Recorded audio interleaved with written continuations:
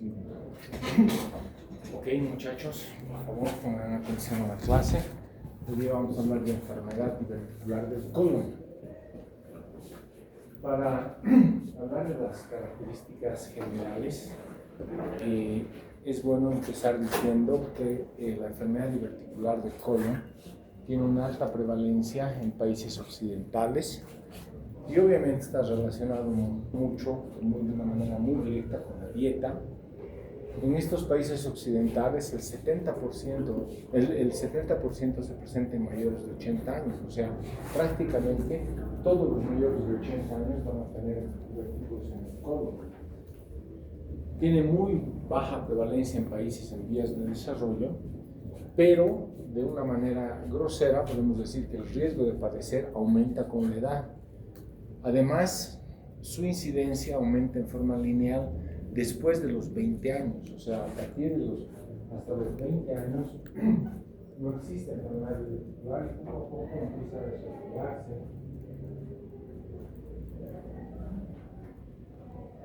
Este padecimiento.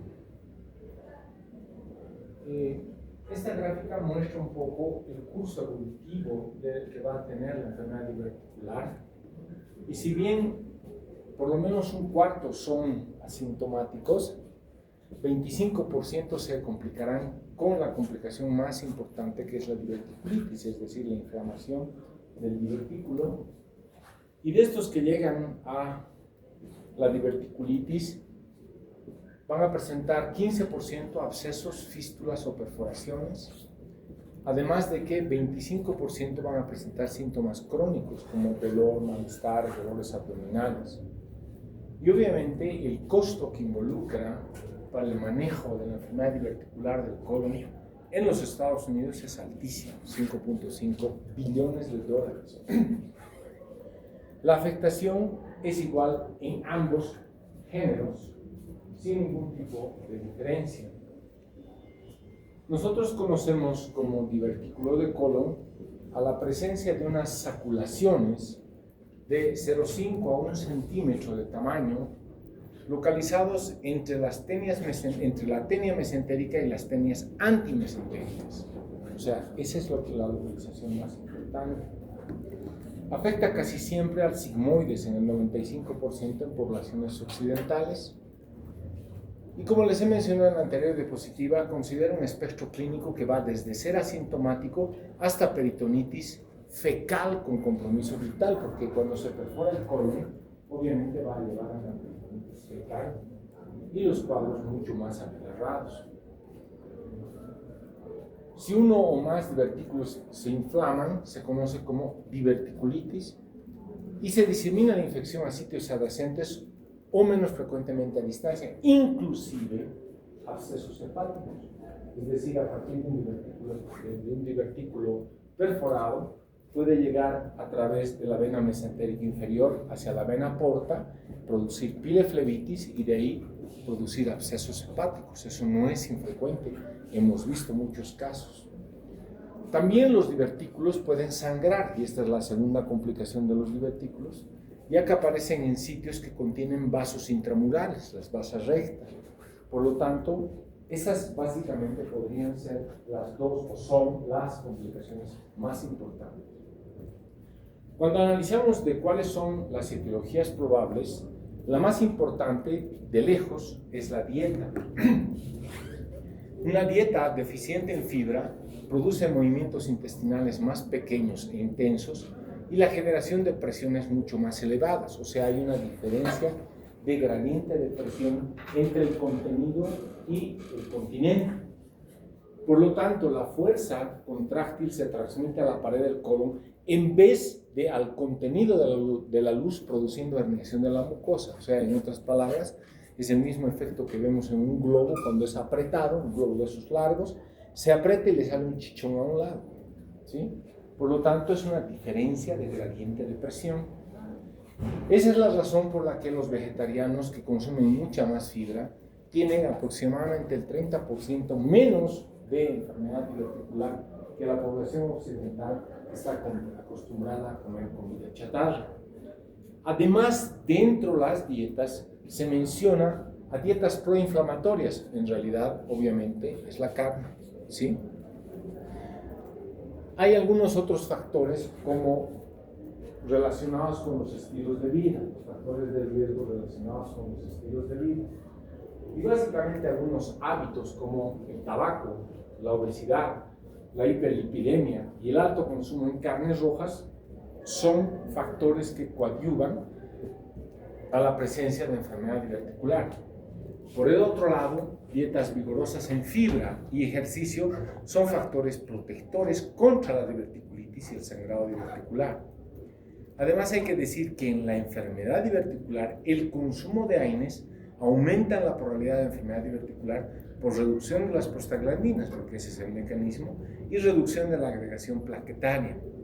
Por lo tanto, los AINES también son un factor de riesgo para la producción de enfermedad diverticular. Por otro lado, el uso de esteroides aumenta la probabilidad de perforaciones diverticulares y de formas más complicadas de enfermedad diverticular. Intentando analizar algunas otras enfermedades que puedan ser causa probable de enfermedad diverticular, también hay muchas alteraciones que están fundamentalmente relacionadas, algunas con el colágeno y algunas anormalidades estructurales y de la motilidad colónica, como por ejemplo el hecho de que los divertículos se formen en los sitios de las vasas rectas, es decir, de los vasos rectos, que son puntos débiles de la pared colónica, podría ser una explicación anatómica de por qué se forman en ese lugar. Además de eso, estos pacientes con enfermedad diverticular tienen tenias más cortas, engrosamiento del músculo circular y una luz estrecha, además de tener depósitos de elastina normales. Y finalmente, por otro lado, algunas alteraciones del colágeno, fundamentalmente aumento del colágeno inestable tipo 3 y anormalidades en la reticulación del colágeno. Por lo tanto, intentando buscar algunas alteraciones anatómicas, estas podrían ser las explicaciones, pero está claro que la dieta es un factor muchísimo más importante. Cuando se analiza la genética como otro factor, hay algunas cosas que son bien importantes dentro de la parte genética. Primero, que la localización de la enfermedad diverticular en poblaciones occidentales generalmente es en el colon izquierdo, en cambio en poblaciones asiáticas en el colon derecho, y esto parecería sugerir un probable origen genético. Por otro lado, cuando hay enfermedades diverticulares extensas, se asocian a alteraciones del colágeno, a enfermedades o síndromes con alteración del tejido conectivo, como Marfan, Ehlers-Danlos y Williams-Beuren, que son todas enfermedades del tejido conectivo, ¿sí? Por lo tanto, aparentemente hay una alteración, o podría haber una alteración dentro de la genética. Y además de eso, existen asociaciones en gemelos monocigóticos, más no bicigóticos. Por lo tanto, esto podría también sugerir el hecho de que los monocigóticos o los gemelos monocigóticos podrían tener una relación genética. Otro aspecto que últimamente está siendo muy investigado es fundamentalmente la microbiota intestinal. Y está claro que la causa más importante para el cambio de microbiota es el estilo alimentario y las dietas occidentalizadas. Dietas ricas en fibra contienen mucha más variedad de microbiota, o sea, al aumentar la fibra ya de por sí estamos aumentando la microbiota y generalmente estamos haciendo un aumento de la microbiota adecuada. Depleciones de microbiotas inflamatorias como el Clostridium sp, Fusobacterium y Lactobacilli también parecerían tener relación con la enfermedad diverticular, y fundamentalmente el aumento de una microbiota que es más dañina y proinflamatoria, como el Pseudoligranulin y el Mardin brillantia, son probablemente gérmenes que están relacionados con la enfermedad diverticular. Por lo tanto, los divertículos, como les he mencionado, esta es la tenia antimesentérica y las dos tenias, la tenia mesentérica y la antimesentérica, y están a los lados de esta, ¿sí? Y el divertículo, y como ustedes están viendo en esta gráfica de la derecha, donde fácilmente pueden empezar a intentar entender la etiopatogenia, la etiopatogenia de las complicaciones deviene de la obstrucción del tracto de salida al divertículo, ¿sí? Ahora bien, cuando analizamos la etiopatogenia de la enfermedad diverticular, hay que decir que existen presencia de zonas de debilidad en la pared del colon, que son las que hemos mencionado fundamentalmente en la base recta, y la presión diferencial entre el colon y la serosa hace que probablemente sean los factores que desencadenen la presencia de estos divertículos. Estos factores ocasionarán pseudodivertículos compuestos por mucosa y submucosa aplanada con poco o nada de muscular propia. Hablamos de pseudodivertículos cuando no tienen todas las capas del tracto gastrointestinal, y hablamos de divertículos cuando tienen todas, ¿verdad? Con estas herniaciones también pueden coexistir engrosamientos de la pared del colon y fundamentalmente alteraciones del colágeno. La clasificación es muy sencilla porque está basada en la complicación o en la no complicación, por lo tanto, la clasificación estará determinada por una enfermedad colónica, por una enfermedad diverticular, asintomática y sintomática o complicada. Esas son las dos formas. En la forma asintomática, básicamente es un hallazgo incidental que no requiere tratamiento, ni siquiera tampoco un seguimiento, porque la posibilidad de que se desarrolle alguna complicación es al azar, es aleatoria, por lo tanto no puede existir un factor de riesgo, excepto la dieta seca, que va a originar la posibilidad de una enfermedad diverticular. Cuando hablamos de la enfermedad diverticular complicada, la principal complicación es la diverticulitis. Y cuando se presenta diverticulitis, lo primero que vamos a ver son signos y síntomas de inflamación diverticular ocasionada por un fecalito que va a ocluir la luz y va a producir fundamentalmente abrasión de la mucosa que gatilla la respuesta inflamatoria, secreción de moco y sobrecrecimiento bacteriano y microperforaciones. Estas microperforaciones van a producir translocación bacteriana, produciendo abscesos pericolónicos, peritonitis fecal y formación de fístulas, ¿sí? Esa es una de las complicaciones. Y la otra es el sangrado diverticular. El sangrado diverticular es una complicación mucho menos frecuente, solamente ocurre entre el 5 y el 15% de los pacientes. Estos sangrados generalmente son de muy bajo volumen y que tienden generalmente a tener una resolución espontánea, pero en algún caso en el que haya alteración de la hemodinamia, lo que tenemos que hacer es recurrir a una angiotomografía para ver la localización del sangrado. Si alterasen la hemodinamia, obviamente pueden requerir transfusiones.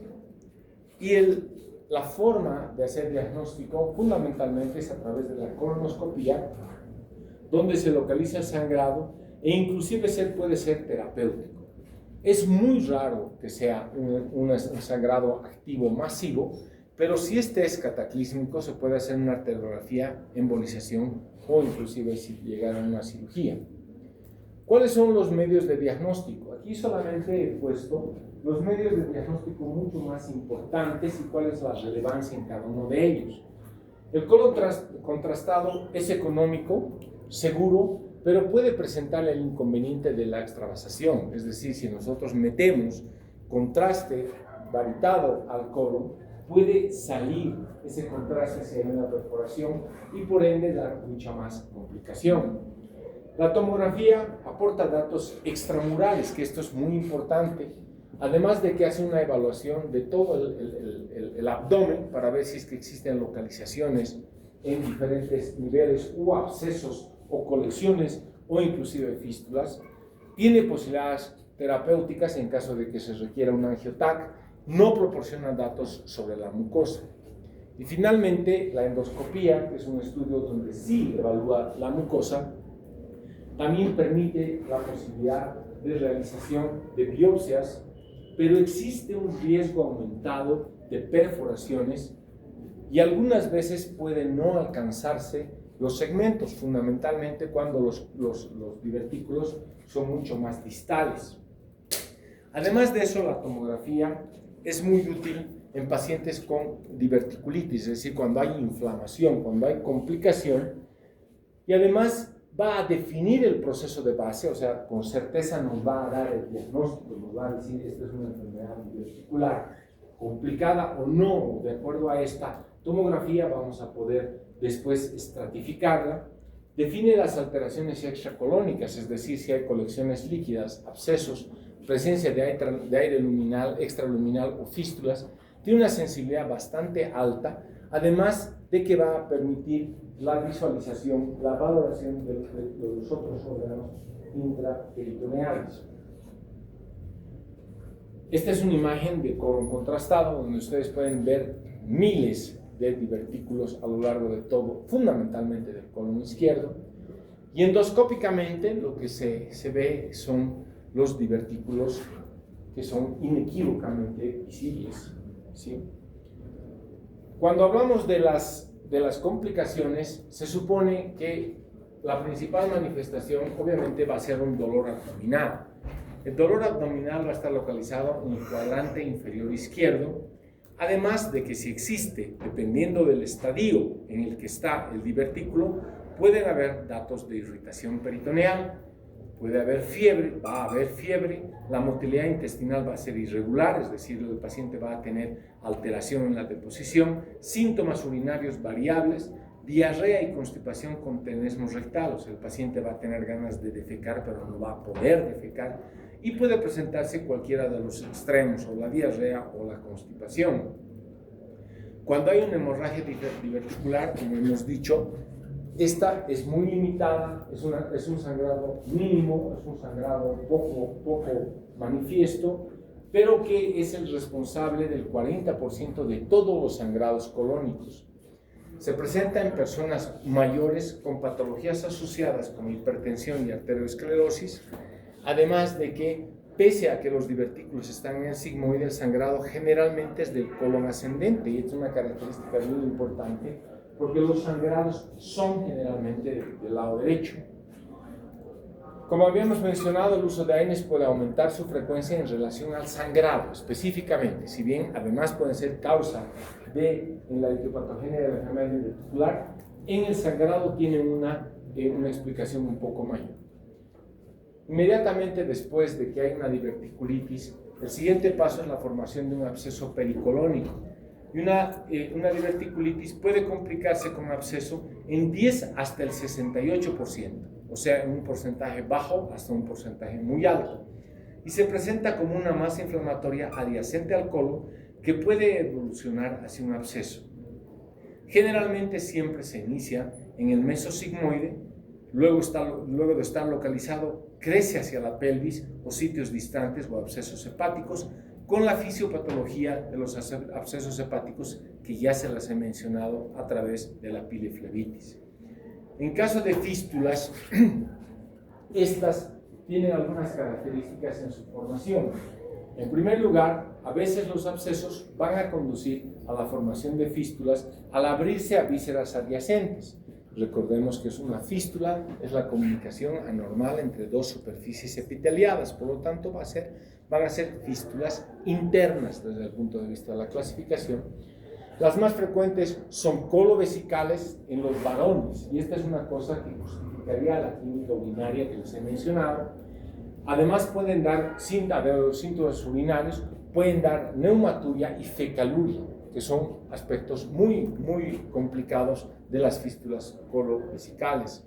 El diagnóstico de la fístula se la realiza a través de una TAC contrastada, en la que se puede evidenciar vejiga de paredes muy engrosadas, vejiga de lucha, con engrosamiento del intestino adyacente o paso inclusive de contraste oral a vejiga. Por lo tanto, se puede hacer el diagnóstico claro de un absceso, de una fístula colovesical.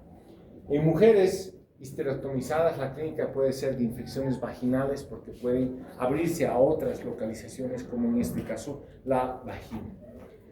Cuando llegamos a un cuadro peritoneal, como les he mencionado, los cuadros evolutivos dependen del estadio y por lo tanto de un absceso puede pasar a una fístula o inclusive a un cuadro peritoneal, y al hacerse un cuadro peritoneal va a ser siempre una peritonitis fecal pero esta se da solo en el 1 al 2% de los casos de complicación de diverticulitis.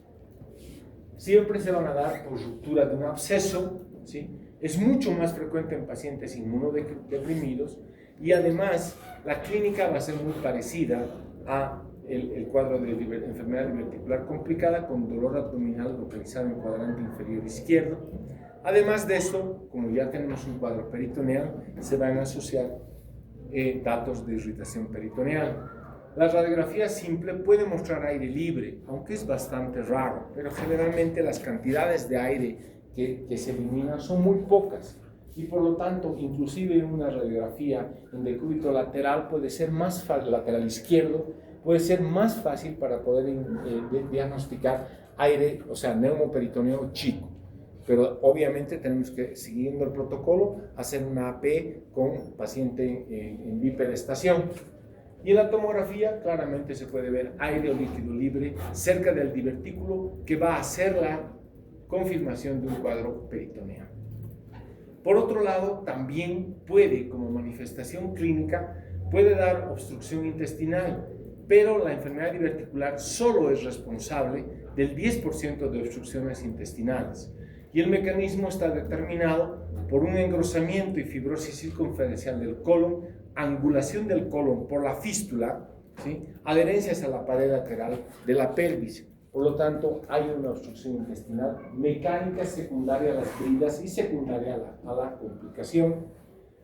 Se desarrolla por crisis recurrentes de diverticulitis, es decir, que el paciente haya tenido muchas clínicas, ya sea esta sintomática o subclínica o por inflamación persistente. Dentro de la obstrucción intestinal, la forma de diagnosticar esta complicación será a través de la clínica con la constipación crónica y heces muy delgadas, heces acintadas como primera manifestación, pero siempre que hay esto, siempre debe hacerse el diagnóstico diferencial con cáncer, porque el cáncer de lejos es mucho más frecuente que causa obstrucción intestinal que la enfermedad diverticular. El colon enema tiene limitaciones y el mejor sistema de diagnóstico siempre va a ser la tomografía axial computarizada. En el lado izquierdo de la gráfica ustedes van a ver la clasificación de Hinchey original y al lado derecho la clasificación de Hinchey modificada, que es la que en este momento se está usando. Básicamente la diferencia es relativa, es muy circunscrita. Si ustedes ven en el primer grado, por ejemplo, en el lado izquierdo no dice flemón, en el lado derecho no la dice, solamente habla de absceso pericolónico. En el grado 2 lo divide en grado 2B, 2A y 2B, donde existe absceso distante que puede ser susceptible de drenaje percutáneo. En el grado 2B será un absceso complicado con fístula. En el grado 3 habrá peritonitis generalizada y en el grado 4 peritonitis fecal. Lo bueno de esta clasificación de Hinchey es decir que el grado 1 y grado 2 son de manejo eminentemente médico y solamente con antibióticos y drenaje o terapia intervencionista, y en el grado 3 y el grado 4 se reserva el tratamiento quirúrgico como única opción, porque obviamente la peritonitis fecal va a llevar a un cuadro de sepsis muy rápidamente y además va a ser una sepsis severa. Los diagnósticos diferenciales son fundamentalmente con el cáncer, pero además hay que decir que la diverticulitis y el cáncer pueden coexistir, es decir, puede haber en un lado, en un segmento, cáncer y en el resto del colon ser enfermedad diverticular. Por lo tanto, además de que conllevan etiopatogenias diferentes, sí pueden coexistir y por ende un cáncer perforado puede ser difícil de diferenciar. Podría uno decir, parece ser una enfermedad diverticular complicada y en realidad es un cáncer. Por eso es importante hacer un diagnóstico precoz, toda vez que la demora en el diagnóstico de un cáncer perforado siempre va a empeorar el cuadro, porque además le vamos a estar hablando de estadios avanzados de cáncer, si es que ya hay un cáncer perforado. Por eso es que el estudio básico es una tomografía a través del cual deben buscarse fundamentalmente 4 aspectos que son importantes. Engrosamiento localizado de la pared colónica, engrosamiento localizado de la pared colónica. la presencia de divertículos a lo largo de todo el colon, la inflamación de la grasa pericolónica adyacente, que esto es muy importante, que normalmente no se la ve en el cáncer de colon, y colecciones asociadas. Estos 4 aspectos visibles en la tomografía van a ser el diagnóstico de una diverticulitis. Cuando hablamos de las 2 fases de la clasificación de Hinchey, habíamos dicho que podía haber un tratamiento médico. Y el tratamiento médico, obviamente, cuando la presentación es en el grado 1, puede haber un cuadro subclínico o un cuadro de dolor en cuadrantes izquierdos sin datos de infección, solo dieta pobre en fibra para no aumentar el bolo fecal y la presión serán suficientes para manejar este tipo de complicaciones. Por otro lado, el paciente puede ser manejado sin internación, o sea, de manera ambulatoria, con dieta rica en dieta líquida y pobre en residuos, y además de un esquema antibiótico bastante bien asociado, en el que se asocia antibióticos para gram negativos y fundamentalmente para anaerobios, ¿sí? En el grave, la situación es bastante diferente. Estos pacientes en el grado 3 y el grado 4 requieren internación.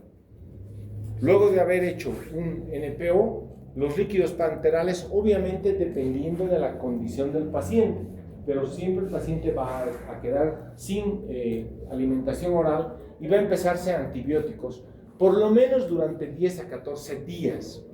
Triasociada, cuando se puede hacer un esquema de ampicilina, gentamicina y metronidazol, biasociado siempre cubriendo gram negativos y anaerobios, y monoterapia solamente con ampicilina sulbactam, además de eso la punción guiada en caso de absceso.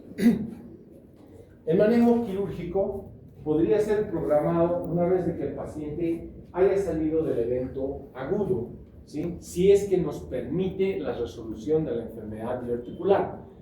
En ese caso, sí se puede programar al paciente, si no nos obliga a operarlo de emergencia. 20% de los pacientes con diverticulitis requerirán en algún momento de su evolución natural la cirugía. 20 a 40% de los pacientes con diverticulitis aguda presentarán crisis recurrentes y por ende terminarán en cirugías programadas después de un episodio agudo. Y también la cirugía puede esperarse a la resolución o no de fístulas si es que el drenaje percutáneo previo no ha sido suficiente como para poder solucionar. Se supone que cuando yo estoy buscando una cirugía programada, el colon del paciente va a tener una preparación mecánica y por lo tanto, sí, se hará una sigmoidectomía con colon preparado. ¿Sí? En el caso de una cirugía de urgencia, obviamente ustedes podrán entender de que el colon no estará programado y que las indicaciones de una cirugía serán cuadros de peritonitis generalizada con perforación libre y obstrucción u obstrucción grave. Por lo tanto, estamos frente a un evento diferente al de una cirugía programada. Y en ese caso, ¿sí?, la cirugía, al tener un colon no preparado, disminuye la posibilidad de restitución intestinal. ¿Qué quiere decir eso? Que hay menos chance de que yo termine en una anastomosis término-terminal y que probablemente tenga que recurrir al primer tiempo de Hartmann, es decir, a la colostomía, ¿sí? Por ende, depende mucho de la contaminación peritoneal. Si se ha hecho resección, se puede intentar restitución intestinal en caso de que la diseminación fecal no haya sido mucha y los bordes lesionales estén libres y sean sangrantes y tengan buena irrigación. Pero en caso de que haya una complicación, probablemente sea mejor terminar en una colostomía tipo Hartmann en cirugía de urgencia. Ok, that's it. ¿Preguntas? Dos preguntas. A ver. He leído que existe trasplante de... ¿Has leído que qué? Que existe trasplante de la flora bacteriana intestinal. ¿Se podría ayudar? No, o sea, los trasplantes de flora intestinal ahorita, como estamos en boga de eso, Sí, generalmente se están utilizando para otro tipo de eventos. Sí, ¿para qué le vas a estar haciendo trasplante de flora si le puedes hacer aumentar la dieta en fibra y punto? Más fácil, ¿no? Siempre el camino sencillo es más fácil. Otra. No se puede usar fluoroquinolona de tercera generación como digo, para que sea más específico para los anaerobios. Los anaerobios generalmente son mejor cubiertos. No estoy diciendo que el metronidazol sea antibiótico, por si acaso es un antiparasitario, pero tiene un efecto anaerobicida, ¿sí? Por lo tanto, tiene muchísimo mejor efecto eso. La ciprofloxacina y las quinolonas tienen muy buen efecto para gran negativos. Otra, y te he explicado miles de veces eso. Otra. Doctor, ¿a todos los pacientes se da tratamiento antibiótico?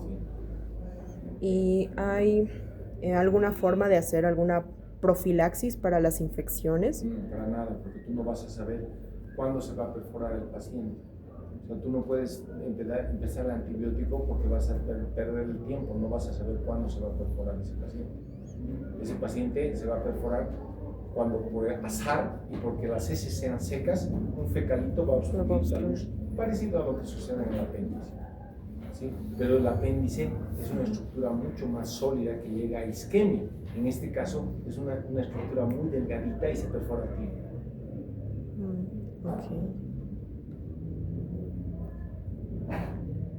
Ok, Chapa, sí, por favor. Doctor, acá en nuestra ciudad, usted, ¿con cuánta frecuencia recibe pacientes con este diagnóstico? Que ha diagnosticado generalmente la mayoría de los pacientes son asintomáticos. ¿Sí? Es muy raro ver un paciente que haya llegado con una diverticulitis. Generalmente la mayoría de ellos llegan en un hinche 1 o 2, son susceptibles de tratamiento percutáneo. Se drena el absceso con antibióticos y el paciente resuelve muy bien. De hecho, en la serie del Hospital Obrero, no conozco uno que haya llegado a un Harman, por ejemplo. No han llegado.